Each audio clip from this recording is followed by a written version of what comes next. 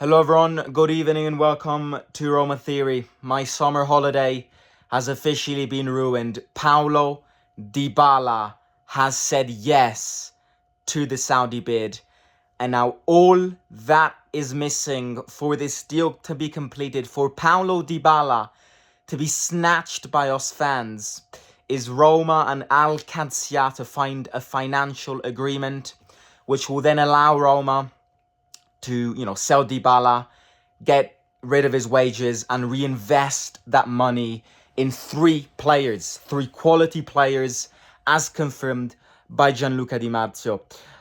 I can't lie. I'm currently in South Africa, by the way. Sorry if I'm a bit disconnected. I'm in the middle of the savannah and the Wi-Fi connection is a bit on and off. So if you're watching this video, it's very lucky of you because it's normally pretty bad. Incredible place, incredible culture, incredible country, incredible holiday. It has been ruined by this stupid decision of selling your biggest player. And you know what? You know what Di Marzio said? Roma are probably going to get 3 million euros from it. Only Dan Fredkin, only this banter club could sell their biggest player and accept a 3 million bid on it. I give up. Look, you know what I think on Dybala? I filmed a rant video swearing every 2 minutes last week. I filmed a video last week giving my motives, my questions, and all my doubts on this. I've been saying that no serious club sells their biggest player when the season has already started, when they had months to do it with a release clause, which is 10 times the amount of money that we'll gain from this. Only a banter club run by banter owners who have never brought us to the Champions League before, and that trophy that we lifted with them is only a mirage. It feels so long and it's a mirage, and we've won it because it was the first ever season that we were in it. Let's be honest here.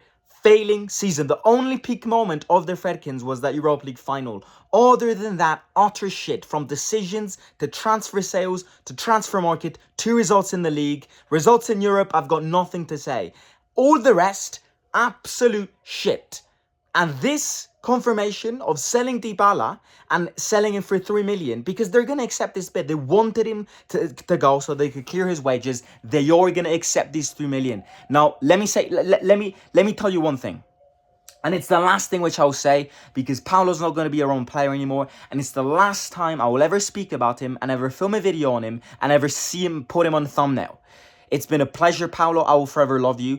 The last, which is the most important thing which I will say here is, just like when we sacked Mourinho, there were no alibis anymore. There were no justifications anymore. Now that you've decided to sell your biggest player, Paulo Dybala, the best player, not only in Roma, in the Serie A, who in the last 20 minutes of the game, despite the mental block from this transfer sale, almost changed their game, you don't have alibis anymore. You've made this decision. If next summer, the rest of the fan base, the team, and De Rossi are not in the Champions League, you need to sell this club as soon as possible. Or otherwise, you will see fire outside Trigoria. We, as a whole, have had enough of being betrayed in the transfer window, of being used and, enslaved by these owners. I have had enough of this shit. People are going to say, oh, it's good that we sold Dybala. We're going to reinvest the money in the transfer window. We got rid of a player who's always injured. You don't know who Paulo Dybala is. You've never seen Paulo Dybala play with this team. Now,